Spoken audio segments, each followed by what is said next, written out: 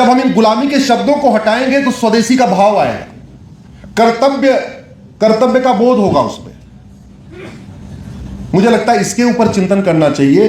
तो गुलामी की पुलिस व्यवस्था जो आज भी चल रही है, आपको जान के आश्चर्य होगा 1861 में हमारे पूर्वजों को पीटने के लिए कानून बना था, इसका देखिए पुलिस एक्ट। इसी पुलिस एक्ट का उपयोग करके जलियांवाला बाग में गोली चलाई गई थी।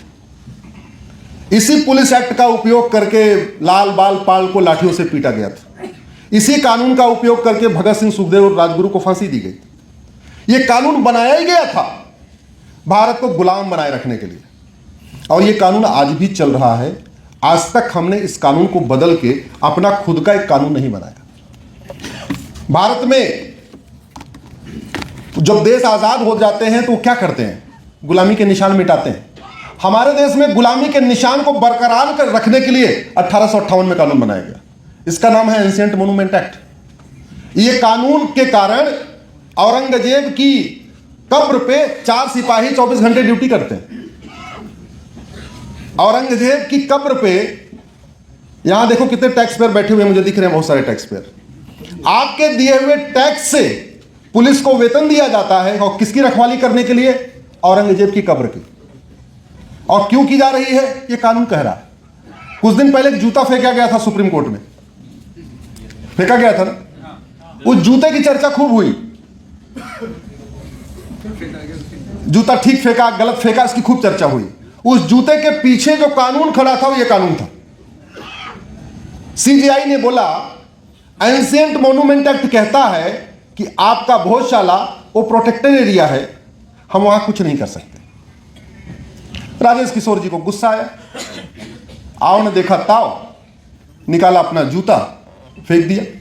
बुजुर्ग आदमी है, कोई हाइपर टेंस्ड आदमी नहीं है, बाल बच्चे वाले नाती पोते वाले आदमी है, एमएससी गोल्ड मेडलिस्ट। एमएससी करने के बाद उन्होंने फिर अपना एलएलबी वगैरह किया, लेकिन पता नहीं उनकी भावना कैसे भड़क गई तो उन्होंने उठा के जूता फेंक दिया।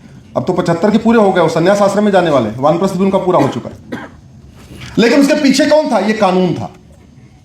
मैं इस कानून को मैंने चैलेंज किया हुआ है कि भाई गुलामी के निशान मिटने चाहिए। हमारी सरकार गुलामी के निशान मिटाने के लिए बनी है, गुलामी के निशान को बरकरार रखने के लिए थोड़ी कानून बन सकता है। एक और कानून बना 1991 में, प्लेस ऑफ वर्शिप एक्ट। यह कहता है कि बाबर, हुमायूं, तुगलक, गजनी, गोरी ने जो काम किया सब ठीक है। अगर उन्होंने भोजशाला तोड़ी तो ठीक है, तोड़ दिया तो तोड़ दिए। दुनिया के किसी भी देश में जब देश आजाद होता है तो कभी भी गुलामी के निशान को, मतलब इल्लीगल काम को लीगलाइज नहीं करता। हमारे देश में बाबर, हुमायूं, तुगलक के इल्लीगल काम को लीगलाइज करने के लिए कानून बना है। तो ना हमने शिक्षा व्यवस्था बदली, ना हमने चिकित्सा व्यवस्था की अजब कहानी है। देखिए 1954 का ड्रग एंड मैजिक एक्ट है। यह कानून बनाया था अंग्रेजों ने पहले 1940 में, बाद में इसको नेहरू जी ने कॉपी पेस्ट मार के इसका 1954 कर दिया। यह कानून बनाया किस लिए था? हमारी योग, आयुर्वेद, नेचुरोपैथी को खत्म करने के लिए। क्यों, क्या किया उन्होंने कानून में? उन्होंने ये देखा कि अच्छा ये बताओ ये इनके क्या क्या इलाज है, और जिसका इलाज इनके पास है उसका इलाज हमारे पास है कि नहीं। उस समय 55 ऐसी बीमारियां थी जिनका इलाज योग, आयुर्वेद, नेचुरोपैथी में था, एलोपैथ में था ही नहीं। तो उन्होंने कानून बना दिया कि इन 55 बीमारियों का इलाज करने का कोई दावा नहीं करेगा। मतलब जिन बीमारियों का इलाज चरक संहिता में लिखा है, सुश्रुत संहिता में लिखा है, महर्षि वाग्भट ने लिखा है, महर्षि शारंगधर ने लिखा है, महर्षि भावप्रकाश ने लिखा है, उन बीमारियों का इलाज इलाज की गारंटी का कोई वादा नहीं करेगा, और वादा करेगा तो 3 साल की सजा होगी। यह कानून बनाया था अंग्रेजों ने, और हमारे वाले अंग्रेजों ने भी उस कानून को बदला नहीं, कॉपी पेस्ट मार दिया। दुर्भाग्यवश यह कानून आज भी चल रहा है। मतलब इसमें लिखा हुआ है अंधापन, कैंसर, मोतियाबिंद, बहरापन, माहवारी, प्रोस्टेट ग्लैंड, बुखार, मिर्गी, स्टोन, ग्लूकोमा, दिल की बीमारी, ब्लड प्रेशर, हिस्टीरिया, कोढ़, मोटापा, लकवा, न्यूमोनिया, नपुंसकता, बाजपन, टीबी, ट्यूमर, अल्सर, ऐसी बीमारियों का इलाज भगवान महर्षि चरस लिख के गए हुए, लेकिन हम उसका दावा नहीं कर सकते। तो यह भारत की चिकित्सा व्यवस्था को बर्बाद करने के लिए कानून बनाया। भारत की शिक्षा को बर्बाद करने के लिए मैकाले ने कानून बनाया, भारत की चिकित्सा को बर्बाद करने के लिए हमारे वाले मैकाले ने कानून बनाया। सबसे इंटरेस्टिंग तो हुआ 2012 में राइट टू एजुकेशन बना, तो ये हुआ सब पे लागू होगा। All India Muslim personal law board ने कहा नहीं, हम मदरसों को फॉलो नहीं करेंगे। 2012 में अमेंडमेंट कर दिया गया। अमेंडमेंट करके मदरसों को इसके दायरे से बाहर निकाल दिया गया। नतीजा क्या होगा? मदरसे में कौन पढ़ता है सरकार को नहीं पता, मदरसे में कौन सी किताब पढ़ाई जाती है सरकार को नहीं पता, पढ़ने वाला कौन, पढ़ाने वाला कौन, फंडिंग करने वाला कौन, सरकार इस पर ऑडिट ही नहीं कर सकती। और ये व्यवस्था आज भी चल रही है। तो इसको हमने चैलेंज किया। सबसे दुखद हुआ 1992 में इस देश का विभाजन किस आधार पर हुआ था? जोर से बोलिए जरा। मजहब के आधार पर। धर्म कभी विभाजन नहीं करा था। विभाजन कौन करा था? जोर से बोलिए जरा। जो एकेडमिक लोग हैं जिनको इंटरेस्ट हो पढ़ने को, उसमें गूगल करिएगा रिलीजन धर्म अश्विनी उपाध्याय। एक मेरी PIL चल रही है जिसमें मैंने धर्म और रिलीजन के 25 अंतर बताए हैं और केंद्र सरकार के शिक्षा मंत्रालय को नोटिस जारी हुआ है। मैंने इसमें मांग किया है कि प्राइमरी के स्कूल में धर्म और रिलीजन का अंतर बताया जाए, क्योंकि CBSE बोर्ड वाले, ICSE बोर्ड वाले धर्म को रिलीजन, रिलीजन को धर्म बता रहे हैं। इस हाल में बहुत सारे बैठे लोग यही सोच रहे होंगे धर्म रिलीजन होता है, रिलीजन धर्म होता है, धर्म मजहब है, मजहब नहीं। धर्म और रिलीजन में जमीन आसमान का अंतर होता है। धर्म और मजहब में जमीन आसमान का अंतर है। धर्म जोड़ता है और मजहब तोड़ता है। जोर से बोलिए, धर्म जोड़ता है और मजहब तोड़ता है। यस। धर्म वसुधैव कुटुंबकम सिखाता है, धर्म नारी तू नारायणी सिखाता है, धर्म यत्र नरस्तु पूज्यते रमन्ते तत्र देवता सिखाता है, धर्म सर्वे भवन सुखने सिखाता है, धर्म सर्व मंगल मांगल्य सिखाता है, धर्म हर चीज यूनिवर्सल सिखाता है। Universal equality, universal justice, universal liberty, fraternity, liberty of thought, liberty of belief, liberty of faith, liberty of worship. धर्म आपको स्वतंत्रता देता है और मजहब आपको मानसिक रूप से गुलाम बनाता है। सबसे बड़ा अंतर यह है। आपका अगर आप सनातन धर्म में हैं, आप कुछ भी करिए, आस्तिक हैं, नास्तिक हैं, शैव हैं, वैष्णव हैं, पूजा करते हैं, नहीं करते हैं, व्रत रखते हैं, नहीं रखते हैं, दीपावली मनाते हैं, नहीं मनाते हैं, सब आप स्वतंत्र हैं। जो करना आपको कोई आके पीटेगा पाटेगा नहीं। आप अगर मजहबी हो गए, किसी भी विदेशी मजहब में चले गए, फिर आपके लिए बाउंडेशन है, आपको ये काम करना ही है, ये काम करना ही है, और दिन में 5 बार डराया जाएगा। ये काम नहीं किया तो सीधे कहां जाओगे? आज तक कभी सनातन धर्म में बताया हो, किसी ने बोला हो कि राम की पूजा नहीं करोगे तो नरक में जाओगे, कृष्ण की पूजा नहीं करोगे तो नरक में जाओगे, विष्णु की पूजा नहीं करोगे तो नरक में जाओगे? किसी ने बताया क्या? ऐसी व्यवस्था ही नहीं है। यह धर्म है। धर्म आपको स्वतंत्रता देता है। धर्म आपको लिखने की स्वतंत्रता देता है, सोचने की स्वतंत्रता देता है, मेकअप की स्वतंत्रता देता है, भोजन की स्वतंत्रता देता है, वस्त्र की स्वतंत्रता देता है, जीवन का स्वतंत्रता देता है, रहने की स्वतंत्रता देता है। मजहब आपको न सोचने की स्वतंत्रता, न लिखने की स्वतंत्रता, न शास्त्रार्थ की कोई स्वतंत्रता नहीं देता। दुर्भाग्यवश चूंकि हम मॉन्टेसरी मिशनरी एजुकेशन सिस्टम लेके बैठे हुए हैं, तो आज तक हमारे युवा पीढ़ी को धर्म और रिलीजन का अंतर नहीं पता। और सबसे बड़ी बात ये, अंग्रेज यहाँ पे 1000 मॉन्टेसरी स्कूल खोल के गए थे और ये संविधान लागू होने के बाद 4 लाख मिशनरी स्कूल खोल गए। मुगल यहाँ 1000 मदरसा खोल के गए थे और संविधान लागू होने के बाद लगभग 4 लाख मदरसा और खुल गए।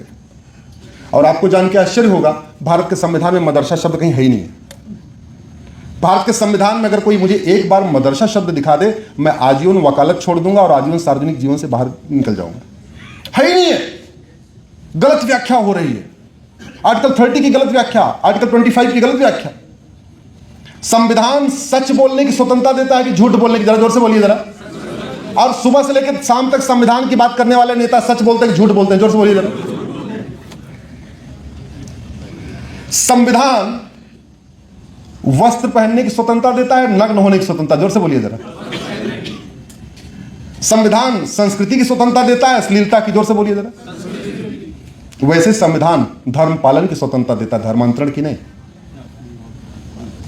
संविधान रीतियों की स्वतंत्रता देता है, कुरीतियों की नहीं। संविधान प्रथाओं की स्वतंत्रता देता है, कुप्रथाओं की नहीं। लेकिन आर्टिकल 25 से लेकर आर्टिकल 30 तक हमारे माननीय सुप्रीम कोर्ट के जजों ने ऐसी ऐसी व्याख्या कर दिया, और उसमें उनकी गलती नहीं है, गलती उनके बाप दादा की है।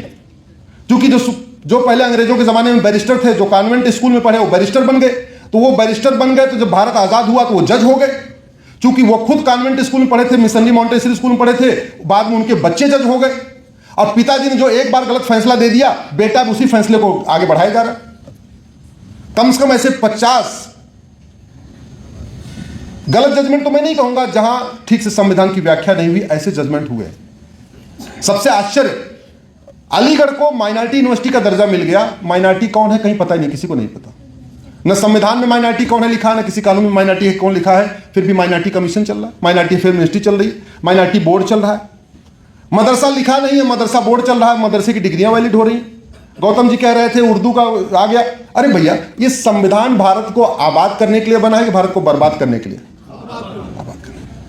तो जो ऐसे कार्य जिससे बर्बादी हो रही है वो संविधान कैसे अलाउ कर सकता है? और अलाउ अगर कर भी दिया हो तो ये रोकना वर्तमान जो संविधान की शपथ लेते हैं उनकी ड्यूटी है।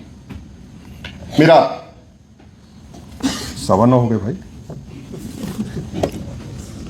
समय बहुत ज्यादा हो गया है, इसलिए मैं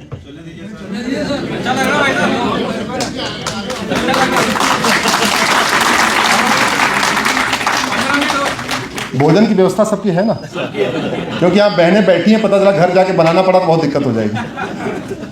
ऐसे मौके भाग्य से मिलते हैं। मेरा यही प्रयास है, शिक्षा का भारतीकरण हो, चिकित्सा का भारतीकरण हो, न्यायिक व्यवस्था का भारतीकरण हो। न्यायिक व्यवस्था जरा सोचो, हमारे देश में चाहे राजा विक्रमादित्य का जुडिशियल सिस्टम देख लीजिए, रानी अहिल्याबाई होलकर का जुडिशियल सिस्टम देख लीजिए, छत्रपति शिवाजी महाराज का जुडिशियल सिस्टम देख लीजिए। दुर्भाग्यवश हमने भी ला कर लिया, हमें पढ़ाया नहीं गया, हमने तो इंटरेस्ट लेके पढ़ा, उसको कायदे से पढ़ाना चाहिए। हम भारत में रहते हैं, हमारे जो बेस्ट जुडिशियल सिस्टम थे उनको पढ़ना चाहिए, पढ़ाना चाहिए, हमने पढ़ाया नहीं गया। इंदौर में भी नहीं पढ़ाया गया होगा रानी अहिल्याबाई होलकर का जुडिशियल सिस्टम क्या था। हमारे देश में जस्टिस विद इन आवर होता था। ये बिटिया एसडीएम बनने वाली है, अभी पास करके आई है, तो इसको ज्यादा पता होना चाहिए। हमारे देश में जस्टिस विद इन आवर होता था, 1 घंटे के अंदर न्याय। केस कॉम्प्लिकेटेड है तो जस्टिस विद इन डे होता था, सुबह आओ शाम तक फैसला हो जाएगा। बहुत कॉम्प्लिकेटेड केस है तो जस्टिस विद इन वीक, 1 सप्ताह के अंदर फैसला होगा, हो सकता है सप्ताह में 2 बार आना पड़े या 3 बार आना पड़े। बहुत एक्सेप्शनल केस हैं, 2 ही 4 केस हैं जो 1 महीने चले हैं, यानी जस्टिस विद इन मंथ। जिस देश में जस्टिस विद इन आवर होता था, जस्टिस विद इन डे होता था, जस्टिस विद इन वीक होता था, जस्टिस विद इन मंथ होता था, उस देश में जस्टिस विद इन ईयर की कल्पना करने से लोग करें ऐसे कैसे हो जाएगा? गुलामी की सोच देखिए जरा।